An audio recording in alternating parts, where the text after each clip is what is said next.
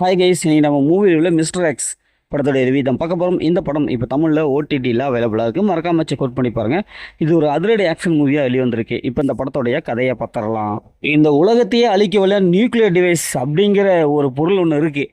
இதை ஏற்கனவே கண்டுபிடிச்சிட்டாங்க. அது அப்படி அப்படின்ட்டு சென்னையில் இருக்கிற ஒரு ஏஜென்ட் ஒருத்தர் இதை பாதுகாத்துட்டு வராரு. இதனை எப்படியாவது தூக்கிடணும்னு சொல்லிட்டு பல நாடுகள் போட்டி போடுறாங்க.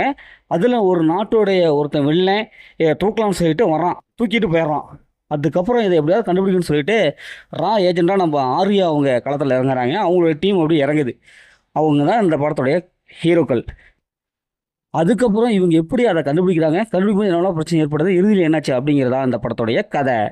இந்த படத்துடைய மாஸ்டர் பார்த்தா நடிச்சு எல்லாமே சூப்பராக பர்ஃபார்ம் பண்ணியிருக்காங்க. குறிப்பாக ஆர்யா அவங்களுடைய கேரக்டர் கெட்டப்புறம் சும்மா படுபயங்கரமாக இருக்குது. அந்தளவுக்கு ஃபஸ்ட் ஆஃப் சீன்லேயே அவர் கவர்ந்துடுறாரு. ஏன்னா அந்தளவுக்கு ஃபைட் சீக்வன்ஸில் சும்மா திறமையாக பயன்படுத்தியிருக்காங்க. அதே மாதிரி ஹாலிவுட் ரேஞ்சில் இவங்க கொண்டு போயிருக்காங்க. ஆர்யாவுடைய நடிப்பு, அந்த ஃபைட் சீக்வன்ஸ் எல்லாம் நல்லாவே இருக்குது. அடித்து தும்சம் பண்ணுறாரு.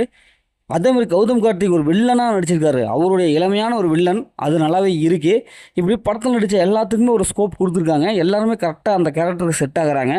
படம் பார்க்கும்போது ஸ்க்ரீன் இதில் இன்னும் குறிப்பிட்டு சொல்லணும்னா அந்த விசுவல் எஃபெக்ட் தாங்க நல்லா பிரம்மாண்டமாக பண்ணியிருக்காங்க. அது நல்லாவே இருக்குது. ஸ்க்ரீன் பிளே பொறுத்தளவுக்கு ஃபஸ்ட் ஆஃப் ஓரளவுக்கு நல்லாவே இருக்குது. ட்விஸ்ட் அண்ட் எண்டிங்லாம் ஓரளவுக்கு எடுபட்டிருக்கு. இந்த படத்தோடைய மைனஸ்ன்னு பார்த்தா டியூரேஷன் அதிகமாகவே இருக்குது. இது மாதிரி ஏஜெண்ட் மூவியெல்லாம் நம்ம ஹாலிவுட்டில் பார்த்து பழகிறதுனால இது பார்த்தா அந்த படத்துடைய சாயல் அப்படியே இருக்குது. நிறையா சீன்ஸ் அந்த படத்துலேருந்து சுட்டுட்டாங்களோ அப்படிங்கிற மாதிரி தான் இருக்குது. ஏன்னா அந்தளவுக்கு தான் இவங்க கொடுத்துருக்காங்க. புதுசாக எதுவும் யோசிக்கலை.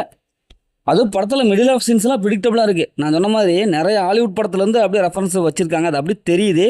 ட்விஸ்ட் அண்ட் எண்டிங் அந்தளவுக்கு எடுபடவே இல்லை. செகண்ட் ஹாஃபில் வர ட்விஸ்ட் அண்ட் எண்டிங்லாம் டே கோபாலே போதண்டா கோபாலே அப்படிங்கிற மாதிரி தான் இருக்குது.